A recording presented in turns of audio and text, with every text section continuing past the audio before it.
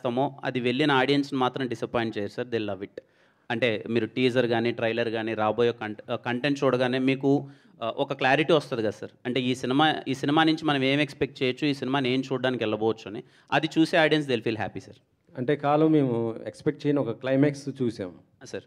ఇందులో కూడా అలాంటి ఎక్స్పెక్ట్ చేసింది అంటే అలాంటి ఏదో సర్ప్రైజింగ్ క్లైమాక్స్ కాదు సార్, బట్ ఈ క్యారెక్టర్ ఒక సిద్ధాంతాన్ని నమ్ముతుంది, అది చాలా కొత్తది.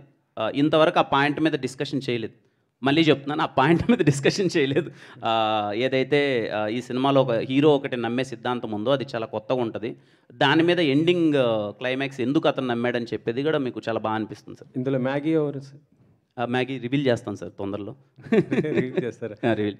మీరు మ్యారీడ్, సినిమాను వ్యాలంటైన్స్ డేకి రిలీజ్ చేస్తున్నారు, ఏంటి అర్థం కాలేదు సార్? మ్యారేజ్ మీరు మ్యారీడ్, అవును, సినిమానేమో బ్యాచులర్కి సంబంధించిన వ్యాలంటైన్స్ డేకి రిలీజ్ చేస్తా అంటున్నారు. అంటే మ్యారీడ్ అయిపోతే మాత్రం ఇంకా యవ్వనం అలాగే ఉంది సార్. నేను యూతే సార్, నేను మళ్ళీ ఇంకా నేను అయ్యో సార్ నేను ఇంకో 15 సంవత్సరాలు లవ్ సినిమాలు చేస్తాను సార్. చేస్తాను. పెళ్ళి అప్పుడు 40 ఏళ్ళకి చేసుకోకూడదు కాబట్టి చేసుకున్నాను, కానీ ఖచ్చితంగా లవ్ సినిమాలు చేస్తాను సార్. మీరు అలాగే చూడాలి, అది పెళ్ళికి దీనికి సంబంధం లేదు sir. Okay sir. Kiran garu sir. Hi sir. Teaser బాగుందండి సార్. సక్సెస్ అనేది చాలా కష్టపడి తెచ్చుకున్నారు కాదు. యూజువల్గా ఏంటంటే ఒక సక్సెస్ కొట్టాక చాలా క్యాలిక్యులేషన్స్తో ఆ సక్సెస్ని కంటిన్యూ చేయడానికి చాలా క్యాలిక్యులేషన్స్ వేసుకుని సినిమాలు సెలెక్ట్ చేసుకుని చేస్తారు. బట్ దిల్రుబా నెక్స్ట్ సినిమా అవ్వడం అనేది మీరు క్యాలిక్యులేషన్ కుదరలేదు, మీకు ముందు మొదలెట్టిన సినిమా కాబట్టి సార్. ఇప్పుడు దాని గురించి ఏదన్నా ఉందా? అంటే పర్ఫెక్ట్ కంటిన్యూషన్ అని అనుకుంటున్నారా, లేకపోతే వేరేగా ఏదైనా ప్లాన్ చేసి ఉండేవారా?